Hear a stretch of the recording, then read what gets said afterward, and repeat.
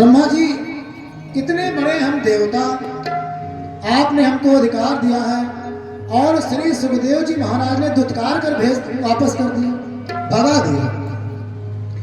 आखिर इस कथा का इतना महत्व क्या है कि जिसके आगे यह अमृत भी फीका है?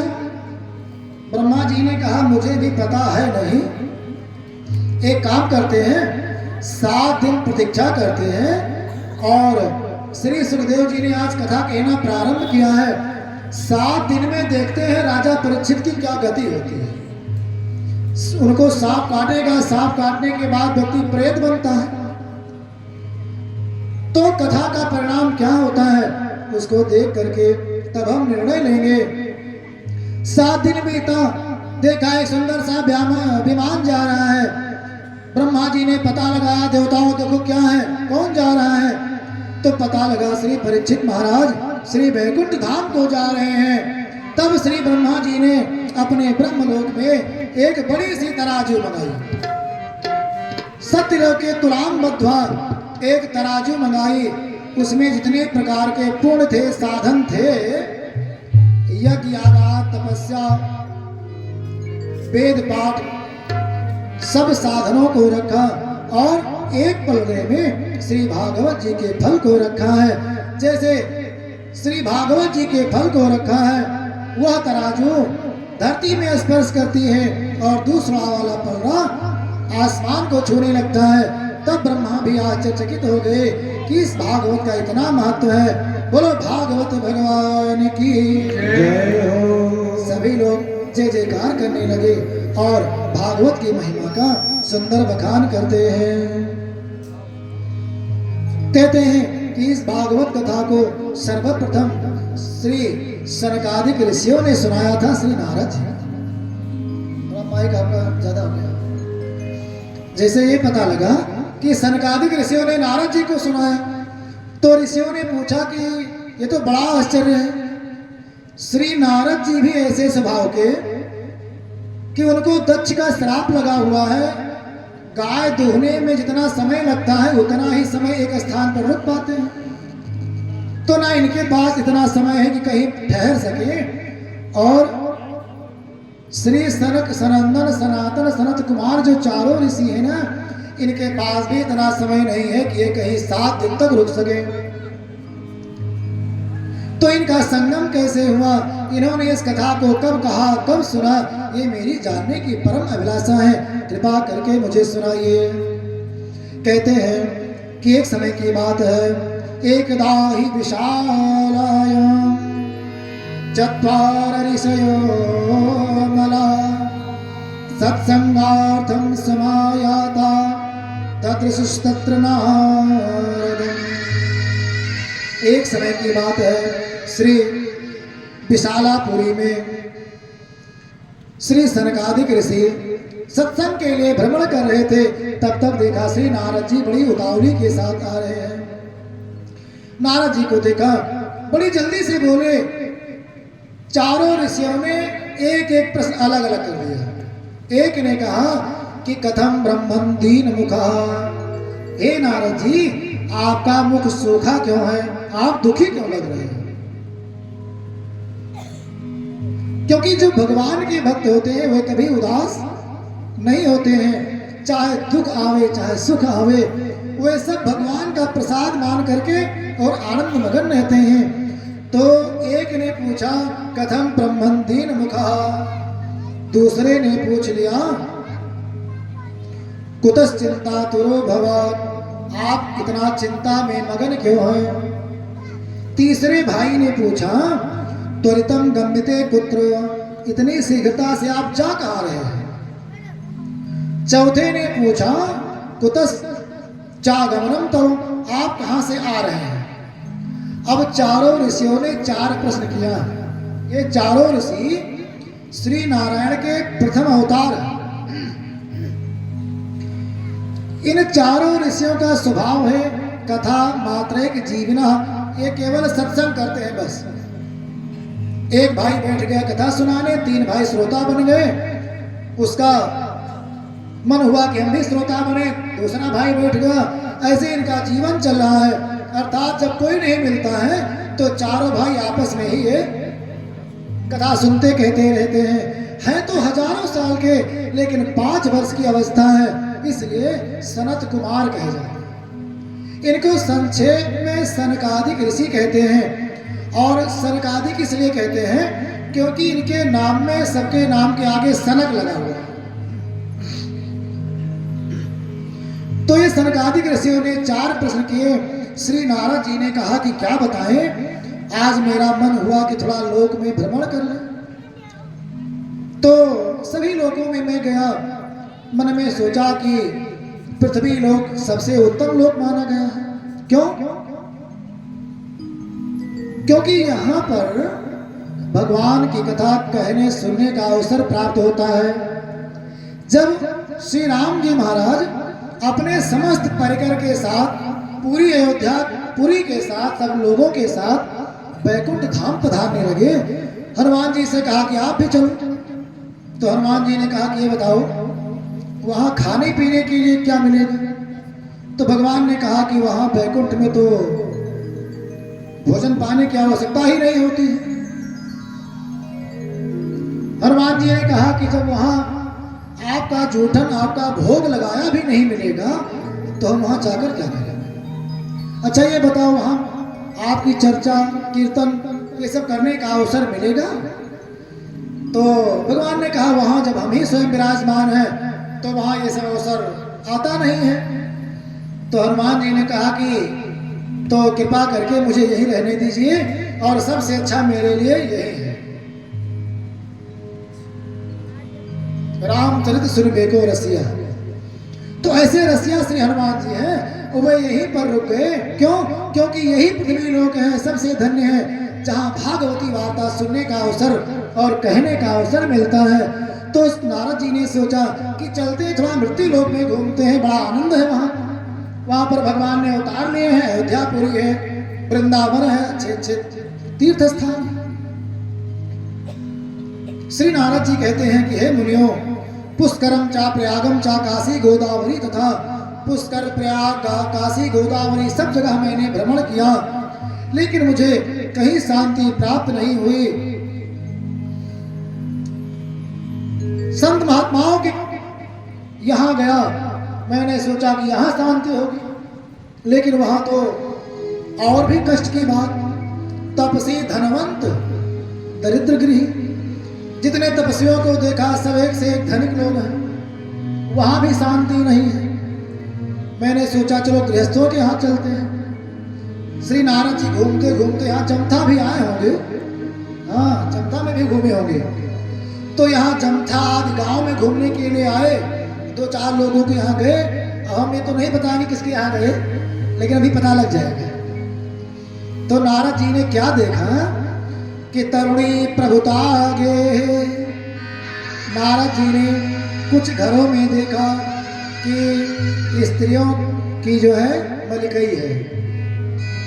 तो माता तो शक्ति है ना, दिव्य है, इनकी तो मलिकई मालकिन है घर की, होना ही चाहिए। लेकिन कुछ पुरुषों का अधिकार होता है, उस अधिकार में हस्तक्षेप नहीं करना चाहिए। जैसे वे समाज में जीते हैं, समाज में कैसे रहना है, किसको देना, किससे लेना है, किससे अच्छा बोलना है, कहाँ जाना, कहाँ आना है, हर बात में उनको रोकना ठीक नहीं है। अगर जब उनके अधिकार में अतिक्रमण करेंगी तो इसी को कहते हैं तरुणी प्रभुता है। तो कुछ घरों में देखा जिसके यहाँ तरुणी अर्थात स्त्रियों का बोलबाला है। अब आप लोग पता लगाइए कहाँ गए होंगे, किसके यहाँ।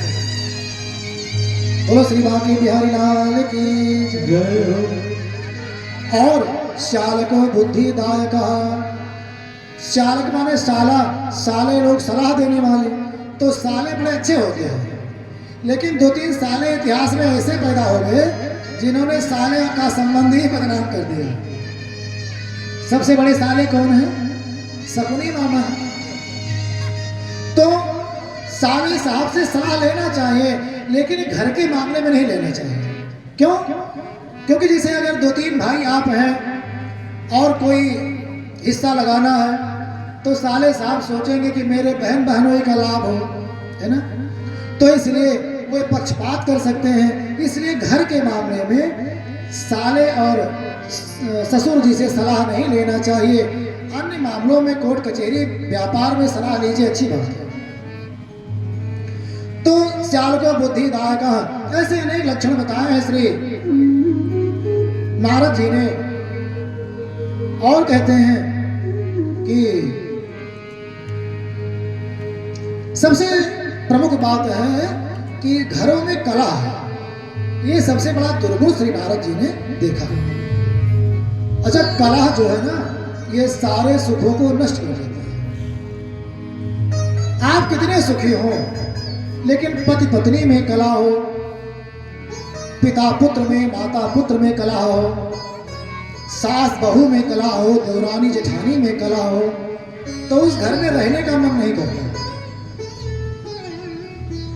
ना स्वयं रहने का मन करेगा। कोई अतिथि अगर आ गया ना, तो उसका और भी रहने का मन नहीं करता है।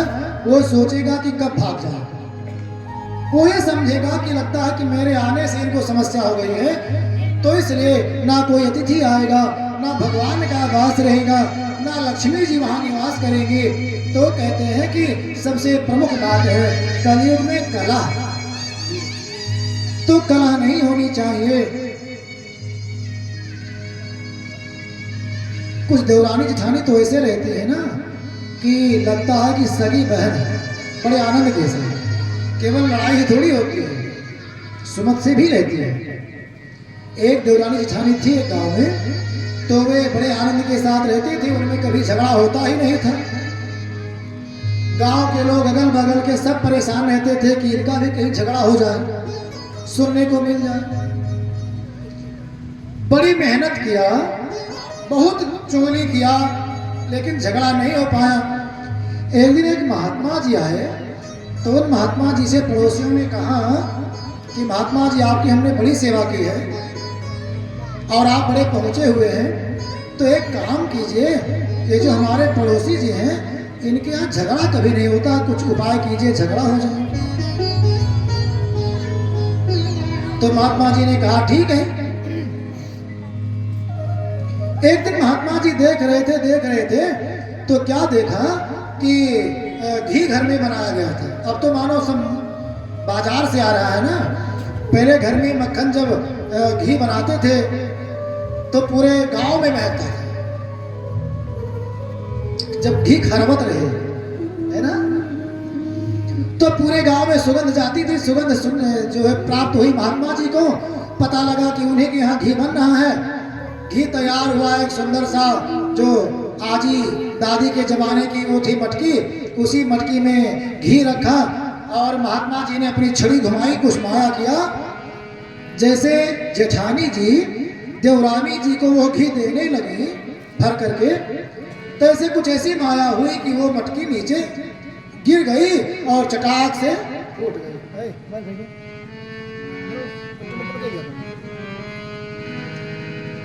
वो मटकी नीचे गिरी और चटाक से फूट गई। अब सब लोग अड़ोसी पड़ोसी देख रहे थे कि अभी लड़ाई होगी, लेकिन दूसरे ही क्षण क्या हुआ, जेठानी जी ने कहा, अरे बहन, इसमें गलती मेरी है। मैं तुमको दे रही थी लेकिन तुमने पकड़ा नहीं, मैंने पहले ही छोड़ दिया। इसमें मेरी ही गलती है, तुम्हारी गलती नहीं है। तब तक देवरानी बोल पड़ी, नहीं दीदी, तुम्हारी गलती नहीं है, तुमने तो मुझे पकड़ा दिया था, मैं पकड़ नहीं पाई, इसमें मेरी गलती है। ऐसी जब बातें सुनी तो सब लोग फिर शांत हो गए और दांतों तले उंगली दबा करके अपने अपने घर चले गए। महात्मा जी ने कहा कि इनके यहाँ झगड़ा कराना असंभव। बोलो श्री मां के बिहारी लाल की जय। तो जब ये भाव रहेगा, एक श्लोक बड़ा ही सुंदर आता है, सर्वे यत्र विनेतारः सर्वे मान कांक्षिणः सर्वे मानमिच्छन्ति तद्वृन्दम् अवसीदति।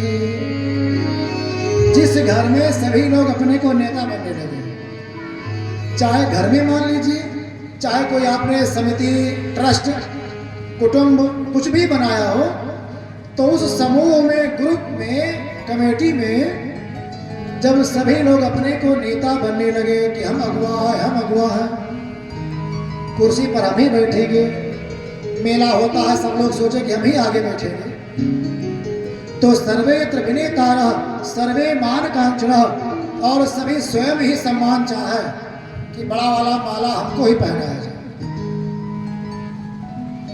तद वृंदम अवसीदति, वह समूह नष्ट हो जाता है, वह समूह दुखी होता है। तो ये परिवार क्या है?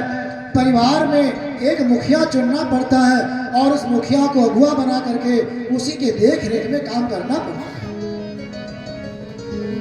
मुखिया का गुण है, जैसे आदरणीय प्रधान जी यहाँ पर विराजमान है, तो इस गांव के मुखिया प्रधान जी हैं, लेकिन इनके जो अंग हैं, जब सभी अंग साथ में काम करेंगे तो मुखिया भी काम कर पाएगा। मुखिया को अंग्रेजी में क्या कहते हैं? हेड कहते हैं ना। तो हेड माने क्या होता है? सिर। सिर अकेले क्या करेगा? हाथ कुछ करके लाएगा, पैर चल के जाएगा, मुंह को देगा, मुंह चबाकर खाएगा, तब सभी अंगों को बराबर बराबर बंटवारा करेगा। तो मुखिया का काम है, मुखिया मुख सो चाहिए, खान पान कहूं एक, पालई पोसई सकल अंग, तुलसी सहित विवेक। तो मुखिया का काम है कि सबको बराबर बराबर एक दृष्टि से देख करके बराबर हिस्सा लगाए, पक्षपात न करें। लेकिन अंगों का कर्तव्य है कि सभी लोग उसके सहयोग में भी रहें, पक्षपात न करें। ऐसे परिवार में है जो परिवार का मुखिया है, सभी लोग उसका साथ दीजिए और बढ़िया आनंद से सब सुमत के साथ रहिए, और इसी में आनंद है। बोलो आनंद कंद श्री कृष्णचंद्र भगवान की जय हो। तो आनंद प्राप्ति के लिए मुखिया का साथ देना चाहिए। तो तद वृंदम अवसीदत, वह वृंद, वह समूह दुखी होता है जिसमें सब लोग नेता बन जाते हैं। तो कुछ लोगों को यहाँ पर कहते हैं स्याल को बुद्धिदायक है, और सब घर में कलह है, तो कलह ना हो ऐसा उपाय करना चाहिए और सब लोग मिल करके सुंदर से रहना चाहिए। नारद जी कहते हैं मैं घूमते घूमते जब मुझे कहीं शांति नहीं मिली, तो मैंने सोचा कि जहाँ भगवान ने लीला की है श्री कृष्ण ने, उस वृंदावन धाम को चलते हैं। हो सकता है श्री वृंदावन धाम में भगवान की कृपा से कुछ शांति मिले। जैसे मैं वृंदावन धाम पहुंचा तो वहां मैंने क्या देखा?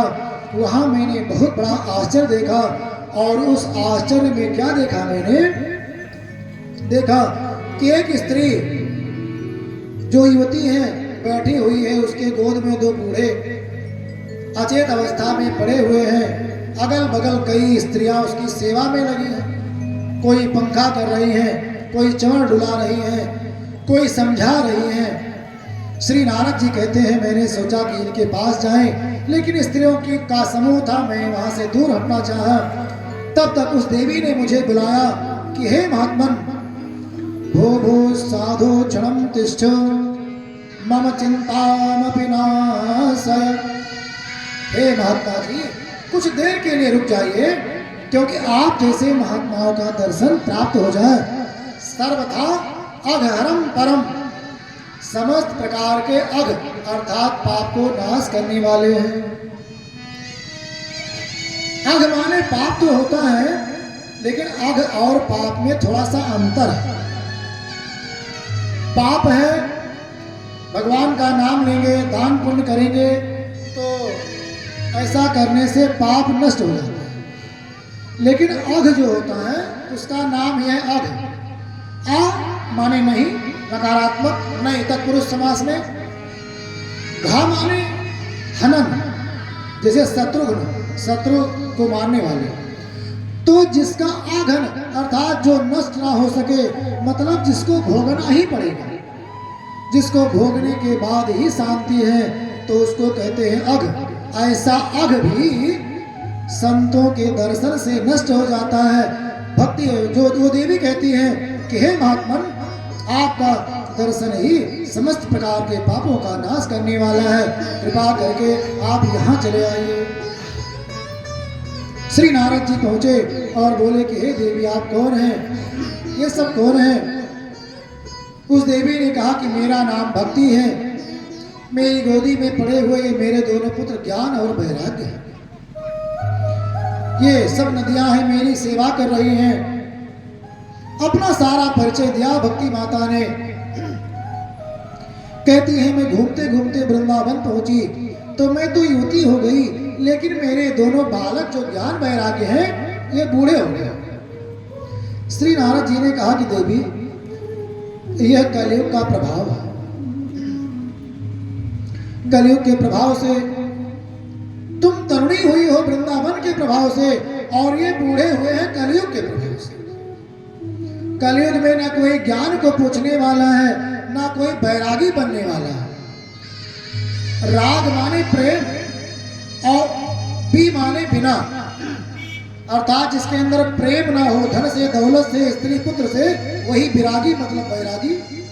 तो कलयुग में बैरागी कौन बनना चाहता है।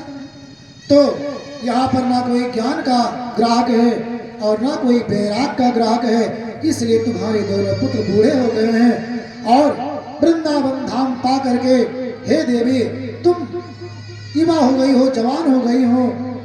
यहाँ पर भगवान की लीला हुई थी, इसलिए तुम युवावस्था को प्राप्त हुई हो। लेकिन हे देवी तुम चिंता न करो, मैं तुम्हारे कष्ट को दूर कर दूंगा। हे देवी भक्ति तुम चिंता क्यों करती हो, जहां पर तुम रहती हो वहां पर भगवान रहते हैं। जैसे जहां पर गृहिणी रहती है वहां पर ही गृहस्थ लोग रहते हैं। जहां पर गृहिणी है वही घर कहा जाता है, वही सुख शांति प्राप्त होती है। तो हे देवी भक्ति आप तो भगवान की गृहिणी हो, तो जहां तुम रहोगी वहां भगवान आएंगे। त्वया होतस्तु भगवान याति बीच गृहेष्वपि, जहां तुम रहती हो वहां चाहे जितने नीच का घर हो, चाहे सदना कसाई का घर हो, चाहे रैदास का घर हो, चाहे कबीर का घर हो, चाहे तुलसी का घर हो, गरीब से गरीब नीच से नीच व्यक्ति के अंदर अगर तुम निवास करती हो तो हे देवी वहां पर भगवान आ जाते हैं। इसलिए तुम तो भगवान की प्रेयसी हो, प्रेमिका हो, उनकी पटरानी हो। हे देवी तुम चिंता क्यों करती हो। श्री कृष्ण चरणाम्भोज स्मर दुखम गमिष्यति, श्री कृष्ण के चरण का स्मरण करो और आपका दुख दूर हो जाएगा। ये बात भगवान ने बड़ी, श्री नारद जी ने बहुत ही सुंदर कही। जैसे किसी को दुख जब होता है ना तो हम लोग जाते हैं उसको ढाढ़स बंधाते हैं, तो क्या उसके दुख को भर लेते हैं? नहीं ना। लेकिन उसको कुछ सांत्वना देते हैं, समझाते हैं, तो उसका दुख कहीं ना कहीं आधा हो जाता है।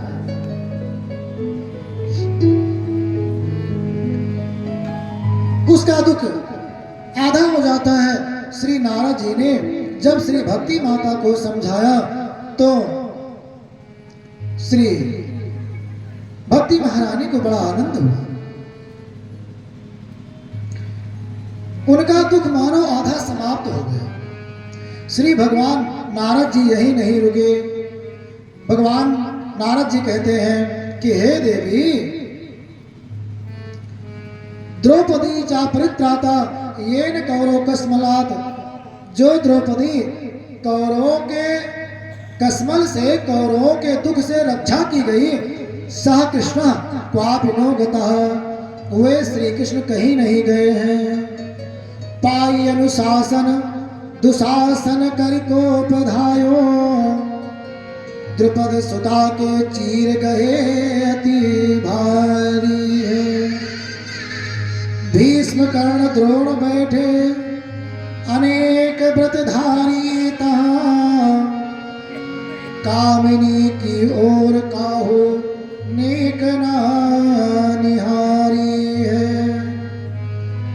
सुन के पुकार धाये श्री द्वारकाधीश प्रभु, नारी की लाज राखी होत जो उधारी है। बिनु काज आज महाराज लाज गई मेरी, दुख हरो द्वारका नाथ शरण में तेरी। दुशासन वंश कुठार महा दुखदाई, कर पकड़त मेरी चीर लाज नहीं आई। अब हुआ धर्म का नाश पाप रहो छाई। लखी अधम सभा की ओर नारी बिलखाई। शकुनि दुर्योधन करुण रहे खल घेरी, दुख हरो द्वारका नाथ शरण में तेरी। अपनी बहिनी के लजिया बचाव श्याम, द्वारका से आवा श्याम ना। अपनी बहिनी के लजिया बचाव द्वारका से आवा श्याम। अपनी बहिनी के लजिया बचाव श्याम, द्वारका से आवा श्याम ना। अपनी बहिनी के लजिया बचाव श्याम, द्वारका से आवा श्याम ना। आवा श्याम ना, आवा श्याम ना, आवा श्याम ना। सब गाइए, सबकी इज्जत भगवान रखते हैं। आवा श्याम ना, आवा श्याम ना, आवा श्याम ना, आवा श्याम ना। अपनी बहिनी के लजिया बचावा श्याम, द्वारका से आवा श्याम। अपनी बहिनी के लजिया बचावा श्याम, द्वारका से आवा श्याम। जय हो।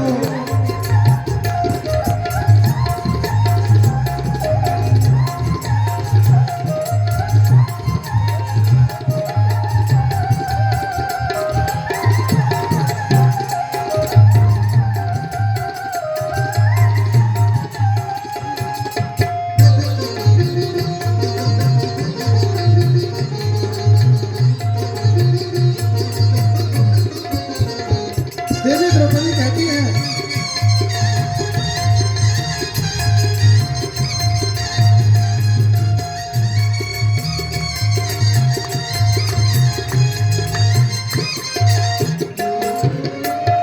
दुष्ट खींचे मोरी तीर बहे नैनन से नीर। दुष्ट खींचे मोरी तीर बहे नैनन से नीर। दुष्ट खींचे मोरी तीर बहे नैनन से नीर। दुष्ट खींचे मोरी तीर बहे नैनन से नीर।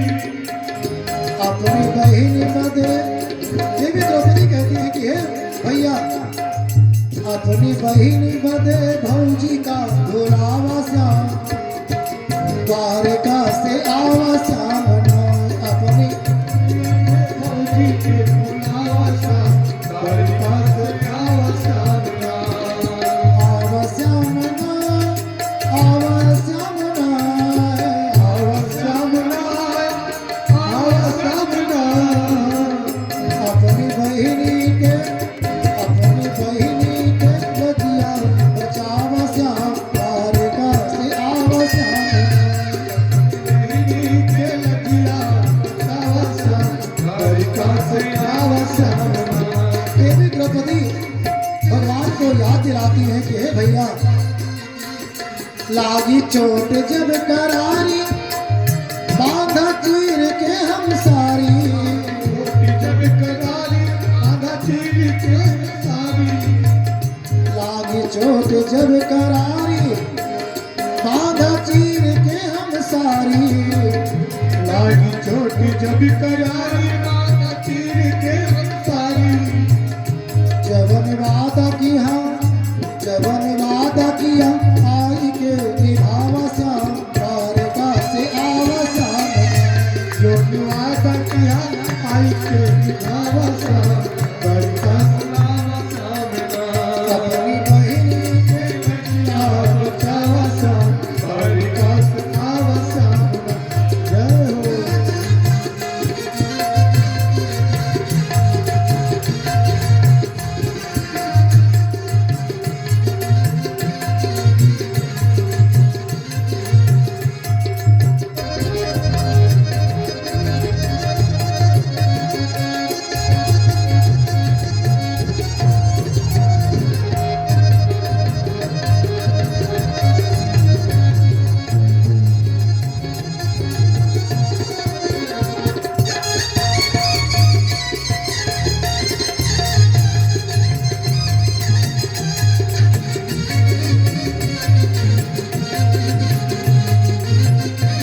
देवी द्रौपदी कहती हैं कि हे भैया,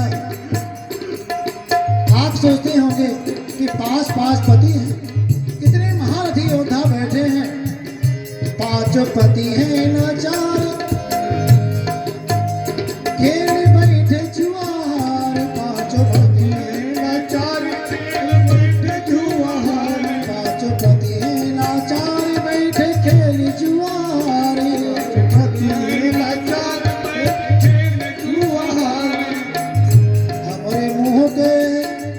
हमरे मुंह के कजरिया मिटावा श्याम द्वारका से आवा श्याम हमरे मुंह के कजरिया मिटावा श्याम द्वारका से आवा श्याम अपनी बहिनी के लजिया बचावा श्याम द्वारका से आवा श्याम अपने बहिनी के लजिया बचावा श्याम द्वारका से आवा श्याम आवा श्याम आई आवा श्याम आवा श्याम आवा श्याम आवा श्याम आवा श्याम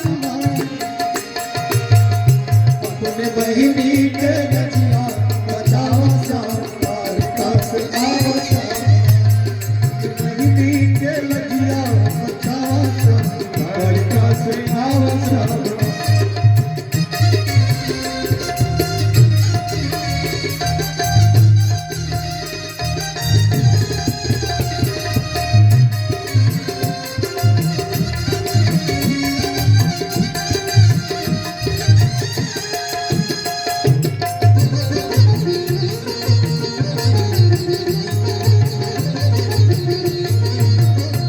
देवी द्रौपदी भगवान की महिमा का बखान करती हैं।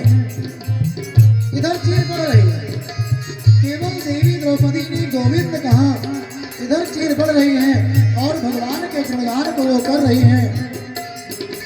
कितने दैत्यन का मार दिया भक्तन का तारे, के मार दियो भगतन के तार कितने दैत्यन का मार दिया भक्तन का तारे। भगतन के मार दियो भगतन के तार आज हमारी हे प्रभु, हे द्वारकाधीश, हे गोविंद, आज हमारी विपतिया हटावा श्याम द्वारका से आवा श्याम।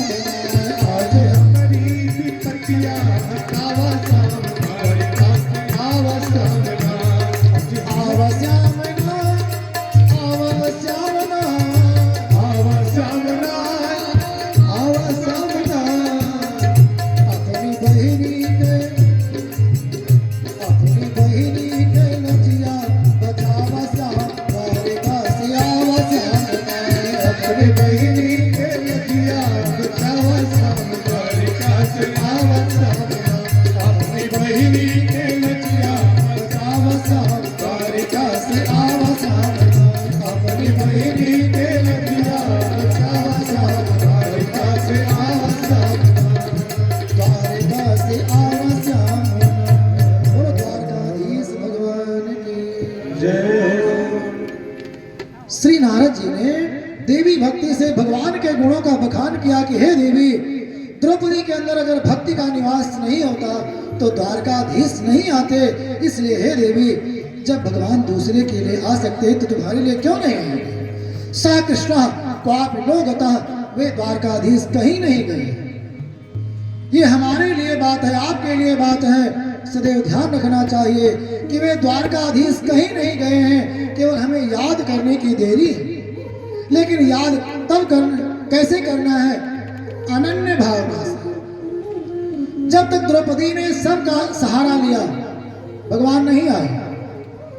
जब अपनी साड़ी को भी छोड़ दिया और द्वारकाधीश का सहारा लिया, सबका सहारा छोड़ दिया, तब श्री द्वारकाधीश आए। भगवान का व्रत है, अभयम सर्वभूतेभ्यः ददाम एतद् व्रतम मम, श्री भगवान गीता में कहते हैं। लेकिन उसके लिए शर्त क्या है? उसकी पहली पंक्ति है गीता जी की, कहते हैं भगवान, शक्रदेव प्रपन्नाय तवास्मीत च याचते। तब कहते हैं कि अभयम सर्वभूतेभ्यः ददाम एतद् व्रतम मम। एक बार तुम बोल दो, सकृत माने एक बार बोल दीजिए, प्रपन्न होकर के, अनन्य होकर के, उनको अपने को सौंप करके, शरणागत होकर के, तवास में हे प्रभु मैं आपका हूं, इतना केवल कह दीजिए। उसके बाद भगवान कहते हैं कि अभयम सर्वभूतेभ्यः ददाम एतद् व्रतम मम, सबसे मैं निर्भय कर देता हूं, ये मेरा व्रत, मेरी प्रतिज्ञा है। तो क्या भगवान की प्रतिज्ञा झूठी हो सकती है? कभी नहीं। लेकिन उसके लिए हमें शरणागत होना होगा। देवी द्रौपदी शरणागत हुई है, भगवान ने रक्षा किया। हे भक्ति माता, आप निश्चित रहे। आज कथा 7 बजे से प्रारंभ हो पाई थी, तो 9:20 तक आरती कर देंगे। कल से 6 से 9 ही रहेगा। आज थोड़ा सा आधा घंटा विलंब करना है, क्योंकि थोड़ा महात्मा कथा हो जाए। आज पहला दिन था, थोड़ा माइक वाइक सेट करने में देर लग गई, तो कथा 7 बजे प्रारंभ। बोलो श्री द्वारकाधीश भगवान की जय। जैसे इतना सुना श्री भक्ति माता ने ना, तो कहती हैं कि हे देवर्षि नारद, आप धन्य हैं, मद भाग्येन समागतः, आप मेरे भाग्य से आए। अब नारद जी का बखान भक्ति माता करने लगे। क्या कहती है? बड़ा सुंदर श्री सूत जी महाराज कहते हैं, जयति जगत माया यस्य काया धवस्ते, वचन रचन में कम केवलम चाकलय्य, ध्रुव पद्म प्रियातो यत्कृपातो ध्रुवोऽयम्, सकल कुशल पात्रम ब्रह्म सोनुम नतोस्मि। हे नारद जी, आपकी जय हो, जय हो। जिसकी एक वचन मात्र से मेरा दुख दूर हो गया, और मेरा ही नहीं, ध्रुव पद्म प्रियातो यत् कृपातो ध्रुवोऽयम्, जिसके कृपा पात्र होने पर बालक ध्रुव को ध्रुव लोक की प्राप्ति हो गई, प्रहलाद को भगवान की प्राप्ति हो गई। ऐसे नारद जी, आपका आगमन ही मेरे लिए हुआ है, मेरा दुख आपने दूर कर दिया, आप धन्य हैं, धन्य हैं। बोलो श्री नारद जी महाराज की जय हो। नारद जी केवल झगड़ा थोड़ी कराते हैं। नारद जी जिसको मिले हैं ना, उसको भगवान अवश्य मिले हैं।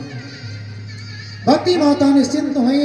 श्री नारद जी ने महाराज ने प्रतिज्ञा कर लिया, तदा नाहं हरे दासो लोके त्वाम न प्रवर्तये, जब तक मैं आपको संसार में प्रतिष्ठित नहीं कर दूंगा तो मेरा नाम हरिदास नहीं, मेरा नाम नारद नहीं।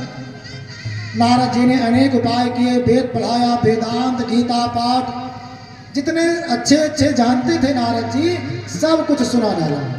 भक्ति माता की गोद में पड़े हुए ज्ञान वैराग्य को कभी कभी जरा सी चेतना आती थी, लेकिन फिर वैसे ही लेट जाती थी।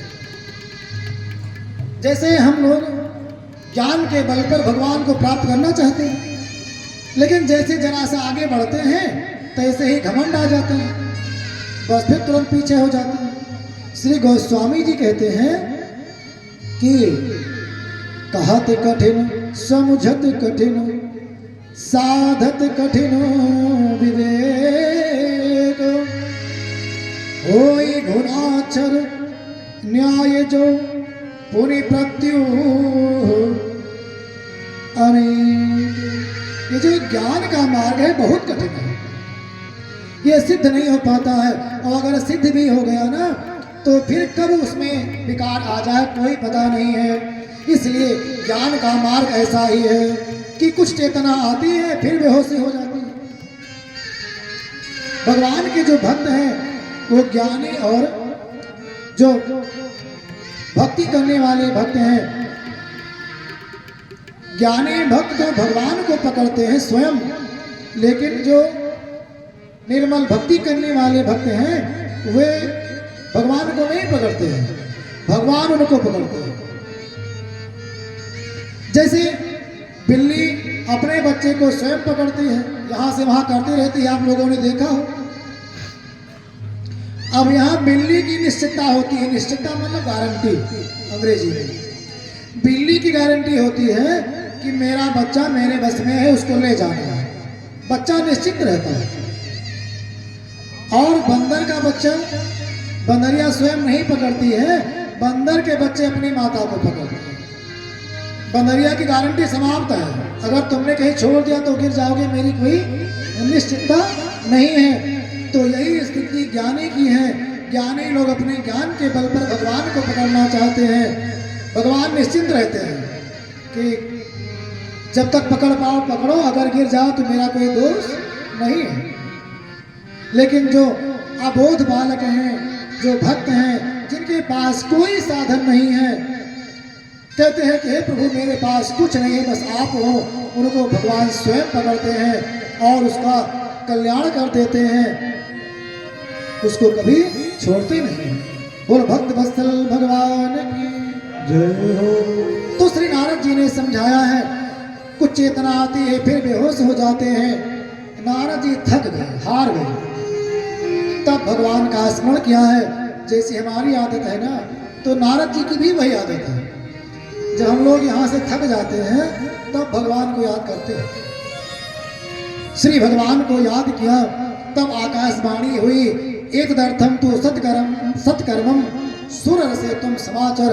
हे नारद जी आप सत्कर्म करो। नारद जी ने सोचा कि आकाशवाणी इतना कहकर चली गई, अब सत्कर्म कौन सा हम करें? अभी जो कर रहे थे क्या वो सत्कर्म नहीं था? नारद जी वहां से उठे, सारे संसार में भ्रमण करने लगे। बड़े बड़े ज्ञानी अमरात्मा विमलात्मा महात्मा सब से पूछने लगे कि आखिर सत्कर्म क्या है। कोई नहीं बता पाया। नारद जी कहते हैं कि हे महात्मा सनकादिक ऋषियों, यही पूछते पूछते मैं आप लोगों के पास आया। अब आप बताइए कि सत्कर्म क्या है। सनकादिक ऋषि हंसने लगे कि हे नारद जी, बस इतनी सी बात लेकर के आप इतने व्याकुल हैं, संसार भ्रमण कर रहे हैं। आप जरा भी चिंता ना करो। माँ चिंताम कुरुदेव वर्षे हर्षम चित्ते समावह। हे नारद जी आप चिंता ना करो, अपने चित्त में हर्ष लाओ, प्रसन्नता लाओ, खुश हो जाओ। नारद जी ने कहा क्यों खुश हो जाऊं? सनकादिक ऋषियों ने कहा उपाय सुख साध्योत्र वर्तते पूर्व एव ही। एक ऐसा उपाय है जो बड़ा ही आसान है। आसान है तो हम क्यों नहीं जानते हैं? सनकादिक ऋषियों ने कहा कि वर्तते पूर्व एव ही, ये पहले से उपाय है। नारद जी ने कहा कौन सा उपाय? तब कहते हैं श्री सनकादिक ऋषि, सत्कर्म सूचको नूनम ज्ञान यज्ञ स्मृतम बुद्धि। ज्ञान यज्ञ ही सबसे बड़ा सत्कर्म है। किसी को ज्ञान देना ही सबसे बड़ा सत्कर्म है। क्यों? क्योंकि ज्ञानी प्रभु ही विशेष प्यारा। ज्ञान मार्ग ही ऐसा है जो संसार को दिशा दिखा सकता है। अन्नदानम महदानम विद्यादानम महत्तपः। अन्नदान बहुत बड़ा दान है, लेकिन विद्यादान बहुत बड़ी तपस्या है, सबसे बड़ा दान है। क्यों? क्योंकि अन्नेन क्षणिका तृप्ति यावत जीवनम च विद्यते। अन्न से तो कुछ देर के लिए पेट भर जाएगा, लेकिन जब अगर ज्ञान दान कर देंगे ना, तो यावत जीवनम, जब तक जीवन है तब तक तृप्ति प्राप्त होगी, तब तक पेट भरेगा। अपना तो भरेगा ही, दूसरों का भी पेट भरने में वो सक्षम हो जाएगा। ज्ञान में इतना सामर्थ्य है। इसलिए कहते हैं कि ज्ञान यज्ञ सबसे बड़ा यज्ञ है, इसलिए ज्ञान यज्ञ करो। और वो ज्ञान यज्ञ कौन सा है? श्रीमद् भागवतालापः सद्गीता सुगादिभिः, वो ज्ञान यज्ञ और कुछ नहीं, श्रीमद् भागवत की चर्चा है, श्रीमद् भागवत की कथा है, जिसको सुखदेव आदि ने गाया है। इसलिए आप भागवत कथा करो। नारद जी ने कहा, नारद जी हंसने लगे, बोले तो मैं पहले से जानता था, इसमें कुछ नहीं, केवल वेदों का ही सार तत्व दिया है। तो सनकादिक ऋषियों ने समझाया कि जैसे पेड़ का सार तत्व फल में होता है, दूध का सार तत्व घी में होता है, गन्ने का सार तत्व उसके चीनी और खाड़ गुड़ में होता है, ऐसे अनेक एग्जाम जो है उदाहरण दे करके श्री नारद जी को जब समझाया, श्री नारद जी को, तब नारद जी बोले कि ये तो मेरी समझ में नहीं आ रहा था। यही तो गुरु का महत्व है। हम बहुत जानते हैं, लेकिन कभी कभी रास्ता नहीं मिलता है, और उस रास्ते को कोई गुरु मिल जाता है, और वो गुरु रास्ता दिखा देता है, और उस रास्ते के बल पर हम आगे बढ़ जाते हैं, और हमारा कल्याण हो जाता है, हमारी मनोकामना पूरी हो जाती है। नारद जी ने कहा कि हे महात्मा, आप धन्य हैं। मैं तो भागवत को ये जानता था कि ये 7 तत्व हैं, लेकिन इस तरह से मैं इसका महत्व नहीं जानता था। आप धन्य हैं, धन्य हैं। मेरा कोई ना सहारा बिन तेरे, मेरा कोई ना सहारा बिन तेरे, गुरुदेव दयालु मेरे। मेरा कोई ना सहारा बिन तेरे, गुरुदेव दयालु मेरे। मेरा कोई ना सहारा बिन तेरे, गुरुदेव दयालु मेरे। मेरा कोई ना सहारा बिन तेरे, गुरु महाराज को प्रणाम करते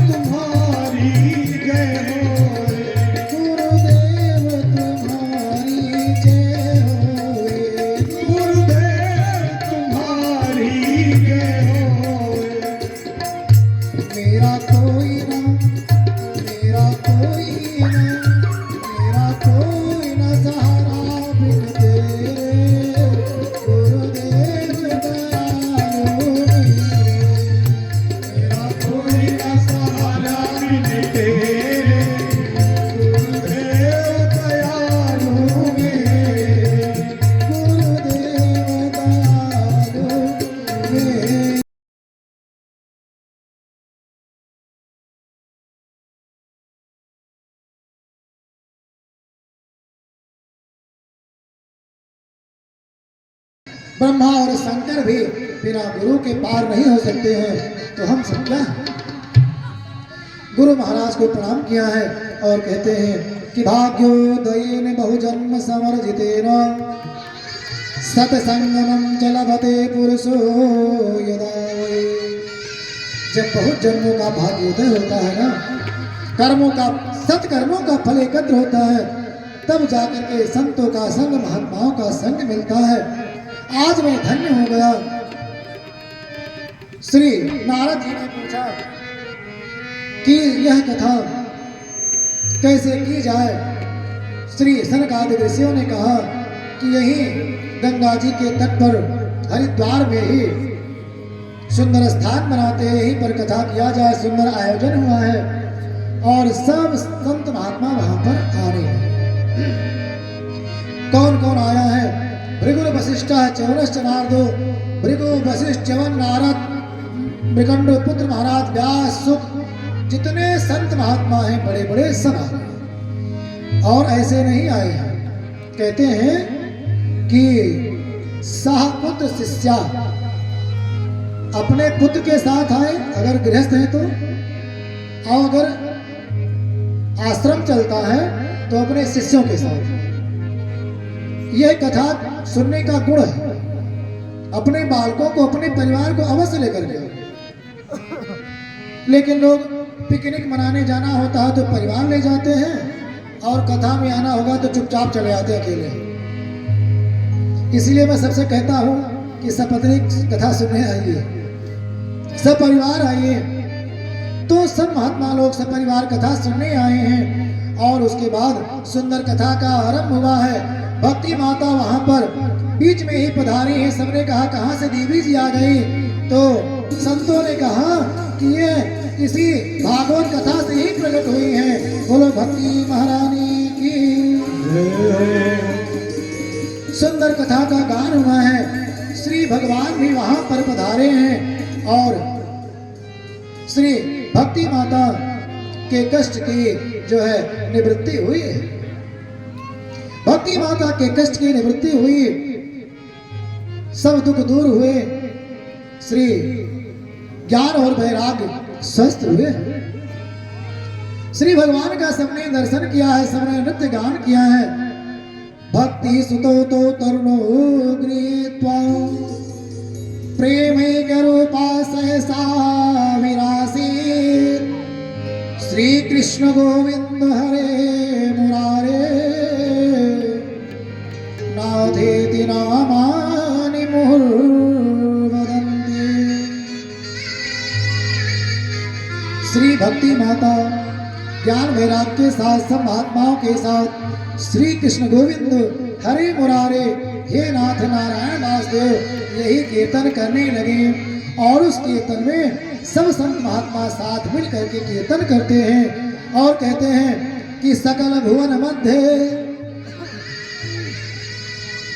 निर्धनस्ते धन्या निवसत हृदयेषां श्री हरि भक्ति रेखा। सारे संसार में वही धन्य है जिनके हृदय में भक्ति का वास है। और कहते हैं कि वही धनवान है जिसके घर में, जिसके हृदय में भगवान का वास है। ऐसा कह करके सब लोग धन्य धन्य करने लगे।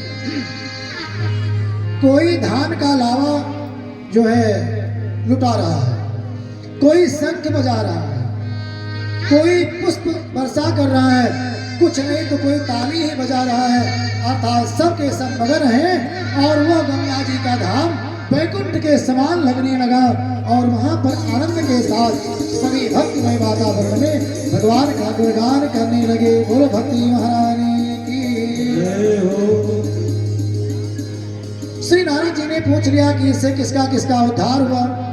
तो कहते हैं कि कैसे भी पापी हो, अनेक पापियों का नाम बताया गया है। कैसे भी पापी हो सबका पाप नष्ट हो जाता है इस कथा को सुनने कहने मात्र से। इतना ही नहीं, अगर कोई पाप करके मर गया हो, प्रेत बन गया हो, उसका भी उद्धार हो जाता है। श्री नारद जी आश्चर्यचकित हो गए तो श्री सनकादिक ऋषि एक आख्यान सुनाते हैं कि एक आत्मदेव नामक ब्राह्मण थे, बड़े धर्मात्मा थे, सब कुछ उनके पास था, लेकिन उनको पत्नी ऐसी मिली थी कि वह बड़ी कर्कशा थी, नाम था धुंधली। तो धुंधली माने होता है धुंधलापन। जब हमारे जीवन में धुंधलापन आ जाए तो समझ लेना चाहिए कि यह बहुत कठिन परिस्थिति है। या तो अंधेरे रहे, कुछ दिखाई ना पड़े, या तो उजाला रहे, समझ में आवे क्या है। लेकिन धुंधलापन जो होता है वो शंका प्रकट करता है। रस्सी को सांप समझ बैठेंगे, सांप को रस्सी मानेंगे। तो आत्मदेव जी के जीवन में धुंधली आ गई। वो पत्नी घर का काम करने में तो बड़ी सुंदर, लेकिन कर्कशा बहुत थी और श्री आत्मदेव जी के वचनों को वह उल्टा करती थी। लेकिन आत्मदेव बेचारे भक्त थे, सीधे थे, कभी कोई उत्तर नहीं देते थे। अच्छा, पत्नियां भी हमारे कर्मों के प्रभाव से मिलती हैं, पुत्र भी हमारे कर्मों के फल से मिलते हैं, आस पड़ोस टोला पड़ोसी भी हमारे कर्मों के फल से मिलते हैं। कुछ भाग्यवान ऐसे हैं ना कि उनकी देवियां इतनी सुशीला हैं कि उन्हें यह ज्ञात नहीं हो पाता है कि हमारे घर में गरीबी है कि अमीरी है। यस्य पुत्रा वसी भूता भार्या छंदानुगामिनी विभवे यश्च संतुष्टि तस्य स्वर्ग ये वही। स्वर्ग और कहीं नहीं है। जिसका पुत्र बस में है, जिसकी पत्नी आज्ञाकारिणी है, धन दौलत में जो संतुष्ट है, उसके लिए स्वर्ग यहीं पर है और कहीं नहीं है। लेकिन आत्मदेव जी को ऐसी देवी मिल गई थी कि जो कर्कशा थी, किसी प्रकार जीवन व्यतीत करते थे। आज मन में बड़ा कष्ट हुआ कि मेरे कोई संतान नहीं है, क्या करें। भाग करके जंगल चले गए, रोने लगे। एक महात्मा मिले, महात्मा जी ने बहुत समझाया कि संतान आदि का जो सुख है, ये सुख नहीं केवल दुख। अगर संतान अच्छी मिल गई तो ठीक है, अगर कुपुत्र मिल गया तो कष्ट ही कष्ट है। इसलिए आप भगवान का भजन करो, संतान का मोह त्याग दो। लेकिन आत्मदेव जी कहाँ मानने वाले, चरणों में गिर पड़े, आत्महत्या करने लगे। महात्मा जी ने एक फल दिया, ले जाओ देवी जी को खिला दो, लेकिन साथ में शर्त है कि सत्यम शौचम दया दानम एकम भक्तम तु भोजनम। ये फल तुम्हारी पत्नी खा करके सत्य का पालन करे, पवित्रता से रहे, एक समय भोजन करे। फल लेकर के आए महात्मा जी, अपनी पत्नी को दिया, सारा नियम बता दिया। उसने सोचा कि इतना नियम पालन करूंगी तो तुम्हें दुबली होगी। अनेक प्रकार के कुतर्क किए कि अगर फल खा लिया, पेट में बालक ही आ जाएगा तो भोजन कहां से करूंगी, मैं दुबली हो जाऊंगी। ननंदा संघरे तदा, मेरी नंद आएगी सौरी कमाने के लिए तो मेरा सारा धन उठा ले जाएगी। कुछ भाभियों को ननद से बहुत दिक्कत होती है, लेकिन ननद लोग हरदम कामना करती रहती हैं कि मेरे भाभी को कुछ हो और हम चले कुछ मंगल गीत गाएं। मायके के लिए परेशान रहती हैं, तो ननद भाभी भी जब बढ़िया से रहती है ना तो बड़ा आनंद होता है। तो मन में विचार आया कि हम फल को खाएंगे ही नहीं। अनेक प्रकार के कुतर्क करके और फल को नहीं खाया। तब तक उसकी बहन आ गई। उसने कहा, बहन चिंता क्यों करती हो, मेरे 9 बेटे हैं, 10वां पेट में है, 3 महीना हो गया है। मेरे पतिदेव बड़े लालची हैं, तुम्हारे पास धन की कमी है नहीं, तुम उनको धन दे देना, मैं अपना वाला पुत्र लाकर तुम्हें दे दूंगी रात में और तुम बोल देना मेरा है। सारी योजना तैयार हो गई। बोली फल क्या करें, तो बोली कि गाय को खिला दो, परीक्षा भी हो जाएगी। उसने ऐसा ही किया, फल खिला दिया गाय को। उसकी बहन को कुछ दिन में बालक हुआ और ले करके आई, अपनी बहन धुंधली को दे दी। ये पेट में कपड़ा बांध करके किसी प्रकार से अपने पति के साथ छल करते हुए समय बिता रही थी। रात में नार व्यवहार समय बालक लेकर के आई, दे दिया और बाहर शोर कर दिया कि पुत्र हुआ है। आत्मदेव जी बड़े प्रसन्न हुए, दान उद्यान करने लगे।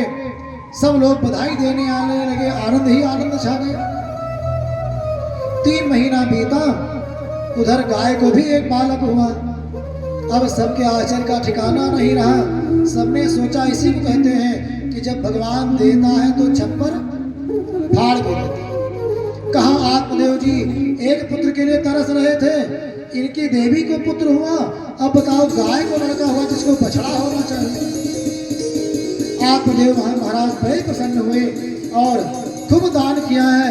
बच्चों का नामकरण करना हुआ तो जब बड़े वाले बालक का नामकरण करना हुआ तो बोले कि मेरा नाम है आत्मदेव, तो मेरे अनुसार मेरे बालक का नाम हो जाए रामदेव। तब तक धुंधुली देवी आ गई, बोली हाँ 9 महीना मैंने पेट में रखा है और नाम तुम्हारे अनुसार है, तब क्या करें? बोली कि जैसा मेरा नाम वैसे मेरे बच्चे का नाम। मेरा नाम धुंधुली तो आधा नाम मेरा लेकर के इसका नाम करो धुंधकारी। अब नामकरण हो गया धुंधकारी। छोटा वाला बालक बड़ा सुंदर था, सोने के समान चमकने वाला, बड़ा ही अच्छा लगता था। उसके कान गाय के समान थे तो इसलिए उसका नाम कर दिया गोकर्ण। बोलो श्री गोकर्ण महाराज की जय हो। गोकर्णा पंडितो ज्ञानी धुंधकारी महाखला। दोनों बच्चे बड़े हुए। गोकर्ण महाराज तो बड़े संत महात्मा हैं क्योंकि वे संत का आशीर्वाद है। इधर ये छल कपट वाला पुत्र है तो महाखला अपने साथियों को कुएं में ढकेलना, कुत्तों के साथ रहना, चोरी करना, सारे कुकर्म इसने प्रारंभ कर दिए। आत्मदेव जी बड़े दुखी हुए। एक दिन रोने लगे। श्री गोकर्ण महाराज काशी जी से पढ़ करके और वापस लौटे। पिता को देखा बड़े दुखी, पिता को समझाने लगे।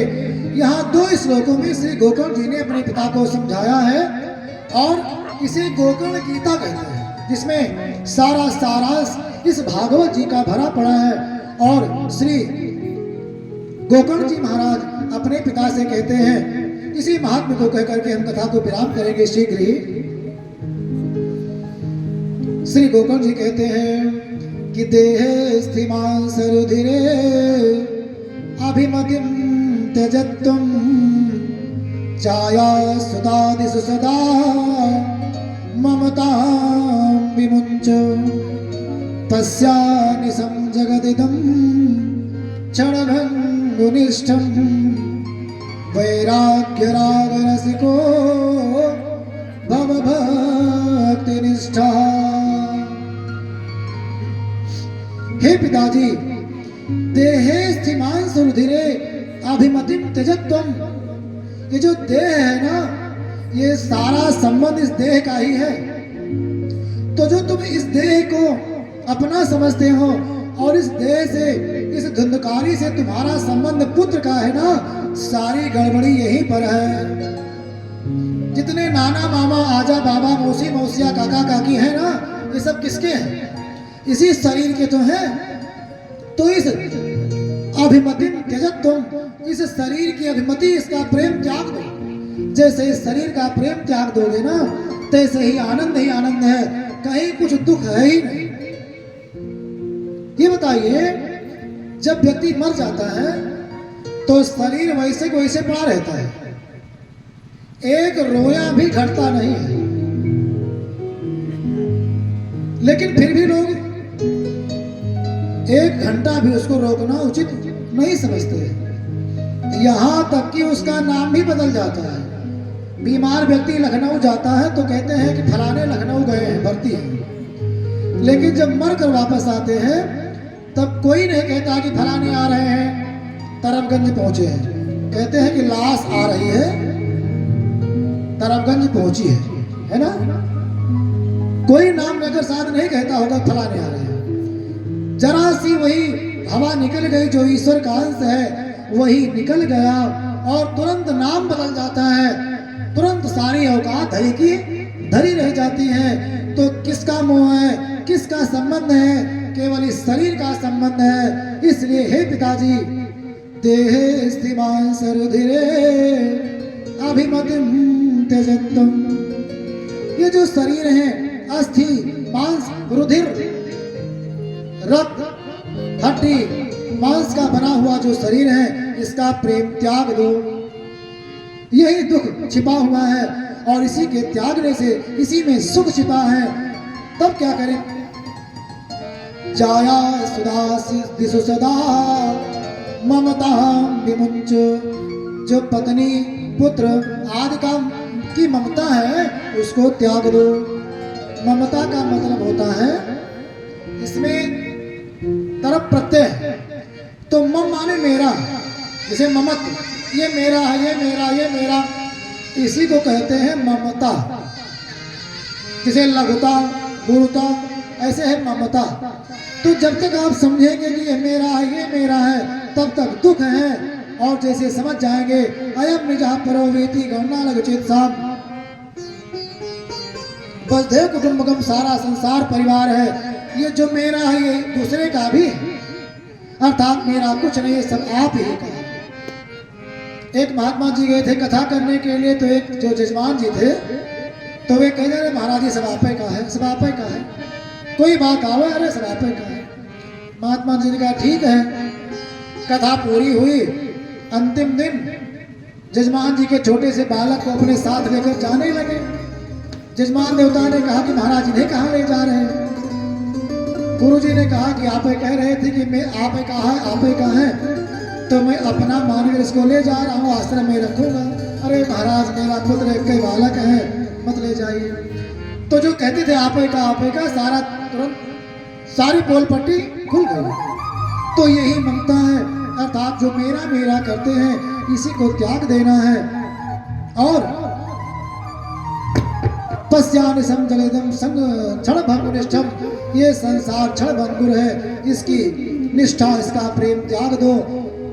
पिताजी बोले क्या करें? तो कहते हैं कि वैराग्य राग रसिको भव भक्ति निष्ठा, वैराग के रसिक बन जाओ, वैरागी बन जाओ और अपने हृदय में भक्ति को बसाओ, इसी से तुम्हारा कल्याण है। और कहते हैं कि धर्मम भजस सततम त्यज लोक धर्मान, जो लोक धर्म है, संसार का धर्म है, इस धर्म को त्याग करके और केवल संसार के पति भगवान को प्राप्त करने वाला धर्म अपनाओ, इसी से तुम्हारा कल्याण है। संत महात्माओं की सेवा करो, अन्य से दोष गुण चिंतन आस मुक्त्वा, ना किसी का दोष देखो और ना किसी का गुण देखो। पिताजी ने कहा गुण तो देखना चाहिए ना, गुणग्राही बनना चाहिए। गोकर्ण जी ने कहा नहीं पिताजी, अगर गुण देखेंगे तो उस व्यक्ति के प्रति आपका प्रेम बढ़ जाएगा, और दोष देखेंगे तो उसके प्रति आपके अंदर ईर्ष्या द्वेष भावना हो जाएगी।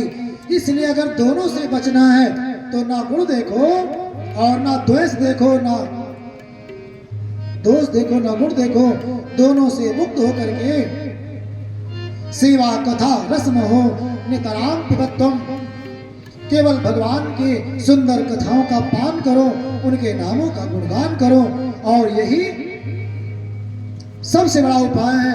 सारा अभिमत सारा प्रेम त्याग करके वैराग के रसिक बन जाओ। पुत्र की बात समझ में आ गई पिताजी के। आज पुत्र अपने पिता को समझा रहा है। तो कहते हैं ना कि अगर बात अच्छी लगे तो कहने वाले को भूल जाओ, और अगर कहने वाला अच्छा है तो अगर कोई बुरी बात कहता है तो उस बात को भूल जाओ। तो भले ही पुत्र हैं, अच्छी बात कही, श्री आत्मदेव जी ने बात मान ली, और बात मान करके क्या किया? श्री कृष्ण नियतम दशमस्य पाठात, श्री भागवत जी के 10वें स्कंद का पाठ किया और भगवान को प्राप्त हो गए। बोलो श्री बांके बिहारी लाल की जय हो। इधर गोकर्ण महाराज फिर चले गए यात्रा करने के लिए। धुंधकारी बेस्याओं के लिए आया, घर में रखा, उन्हीं के द्वारा इसकी हत्या हो गई। प्रेत बन करके उसी घर में रहने लगा। एक दिन श्री गोकर्ण जी महाराज आए, दरवाजा बंद करके घर में सोने लगे। प्रेत का दर्शन हुआ, जल का छींटा लगाया, प्रेत प्रकट हुआ, सारी बात मालूम हुई, और श्री सूर्य भगवान ने गोकर्ण जी को बताया कि पुत्र, इसके उद्धार के लिए श्रीमद् भागवत कथा करो। श्री गोकर्ण जी ने श्रीमद् भागवत कथा का बड़ा सुंदर आयोजन किया है। और श्री गोकर्ण जी ने देखा कि जैसे कथा करना प्रारंभ किया हूँ, तैसे मेरा भाई ये जो प्रेत बना हुआ है एक 7 गांठ वाले बांस में आकर के घुस गया है। जैसे उस छिद्र में घुसा तैसे गोकर्ण जी ने मंत्र के द्वारा उसको बांध दिया। जो हम लोग धुंधकारी की स्थापना करते हैं ना, इसका केवल तात्पर्य इतना है कि जो हमारे पूर्वज पितर हैं वो किसी भी योनि में हो, प्रेत हो, पितर हो, उन सबको याद करके और उसमें बांध दिया जाता है कि वे इस कथा को सुने, उनका उद्धार हो और पितर लोग प्रसन्न हो जाए। और पितरों का प्रसन्न होना बहुत आवश्यक है। हम किसी को 10 रुपया देते हैं ना तो सोचते हैं कि मेरी नेकी माने, गांव गांव चिल्लावे, मैं कभी बोले, और उन्होंने सारा कुछ हमको दे दिया, पूरी जायदाद प्रॉपर्टी, और उनके लिए हम कुछ ना करें तो हम सुखी रह पाएंगे। इसलिए पितरों के लिए अनेक छोटे छोटे उपाय हम बताते रहेंगे कथा में जैसे मौका मिलेगा। कथा जब 3 घंटा लगभग होगी, 3.25 घंटा तो पूरा हो जाएगा। 6 बजे कथा प्रारंभ करेंगे और खूब आनंद से अच्छी अच्छी बातें जो कुछ हो सकेगा बताया करेंगे। तो श्री गोकर्ण जी ने जब कथा कहना प्रारंभ किया तो 7 गांठें 7 दिन में फटी और उसमें से एक सुंदर सा पुरुष प्रकट हो गया। 4 भुजाएं हैं, लगता है श्री भगवान का पार्षद है। एक सुंदर विमान भी आया, वो जो प्रेत था भगवान का पार्षद बन करके उसी विमान में बैठ गया और श्री भागवत जी की जय जयकार करने लगा। वह प्रेत कहता है कि धन्या भागवती वार्ता प्रेत पीड़ा विनाशिनी सप्ताहोऽपि तथा धन्यः कृष्णलोक फल प्रदः। ये भागवती वार्ता धन्य है सप्ताह यज्ञ, धन्य है भागवत जो प्रेत के भी दुख को निवारण करने वाली है। जय हो भागवत भगवान की जय हो। ऐसा जय जयकार करते हुए भागवत भगवान का बखान करने लगा। वह व्यक्ति गोकर्ण भैया का बखान किया, बार बार प्रणाम किया कि आपके द्वारा मेरा उद्धार हो गया। भाई हो तो आप जैसा हो जो एक प्रेत के लिए भी दया दिखाता है। विमान पर बैठ करके जैसे भगवान के पास ले जाने लगे उस व्यक्ति को, गोकर्ण भैया ने कहा रुको जरा सा, यहाँ पर मेरे अनेकों श्रोता हैं, उनके लिए तुम्हारा विमान नहीं आया, केवल इस व्यक्ति के लिए क्यों आया? तो पार्षदों ने कहा कि हे महात्मन, मैंने भेदभाव नहीं किया है, इन लोगों ने भेदभाव किया है। जैसा जिसने सुना उसके लिए वैसा फल है, इन सबको भी फल मिलेगा। लेकिन विमान आने का अधिकारी केवल धुंधकारी था। जैसा इसने श्रवण मनन किया है ऐसा किसी ने नहीं किया है।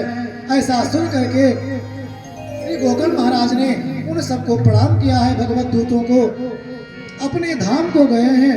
श्री गोकर्ण जी ने प्रतिज्ञा किया कि हम दोबारा कथा करेंगे। दोबारा सावन के महीने में श्री गोकर्ण जी ने श्री भागवत जी की कथा का आयोजन किया है। और कहते हैं कि जब भगवान की कथा पूरी हुई है तो सबके लिए विमान आया। कहते हैं श्री सूत जी, अयोध्या वासिना पूर्वे यथा रामेण संगता, जैसे अयोध्या वासी राम के साथ चले गए थे वैकुंठ धाम को, राम जी के धाम को ना,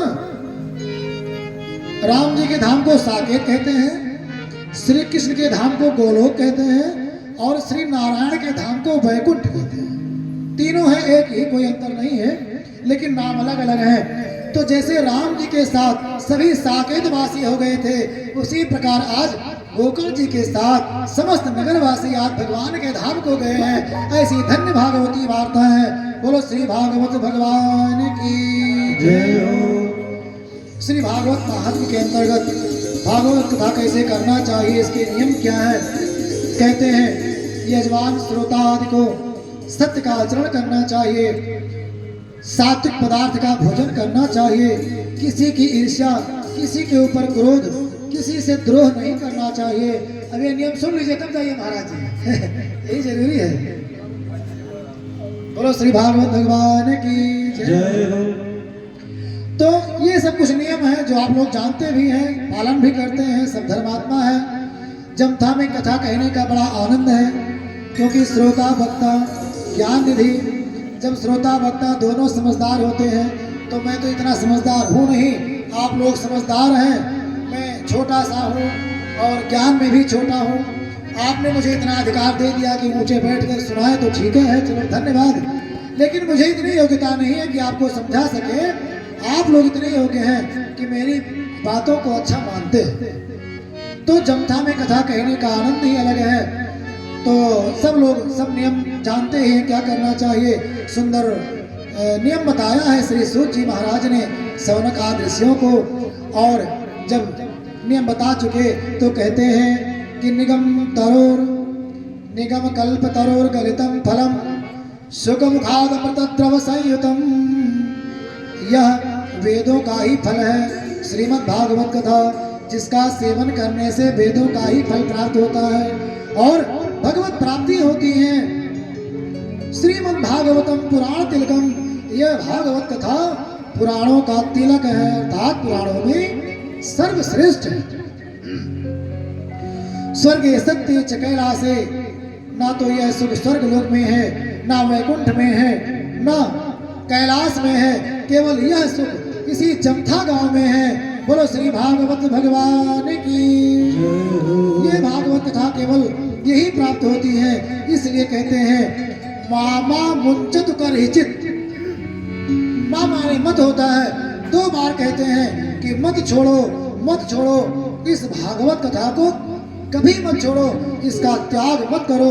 कहीं भी हो रही हो, छोटा वक्ता हो बड़ा वक्ता हो, वहां अवश्य सुननी चाहिए, कुछ समय निकालिए और भगवान के प्रति इतना प्रेम हो जाए उतना अच्छा है, क्योंकि कल्याणकारी वही है। अंत में घूम करके वही आना पड़ता है। जैसे समुद्र में कोई नाव चल रही हो और समुद्र का पक्षी उड़ करके दूर जाना चाहे, घूम करके फिर वही आना पड़ेगा, दूसरा कोई सहारा नहीं है। इसलिए भगवान ही एकमात्र सहारा है। अतः मामा मुंचत कर हिचित, कभी इस भागवत कथा का त्याग मत करो। जैसे कथा का महात्म पूरा हुआ, बड़े बड़े श्रोता आए हैं। कौन कौन आया है? प्रहलाद धारी, तरलगत्या चोद्धवः कांसधारी।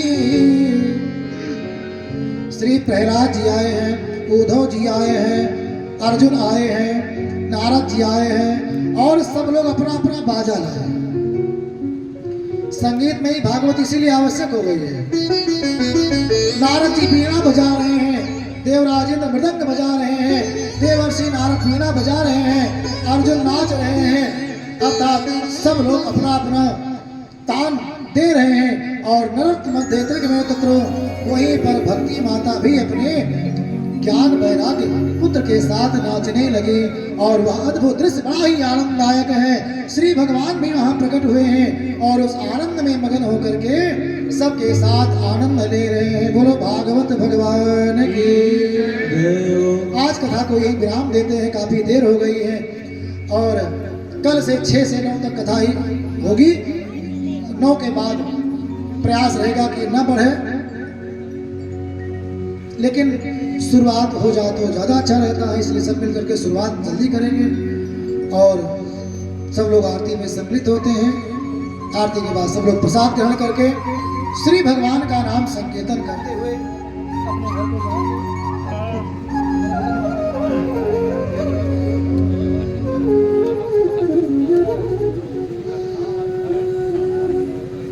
2 बार भगवान नाम संकीर्तन कर लेंगे।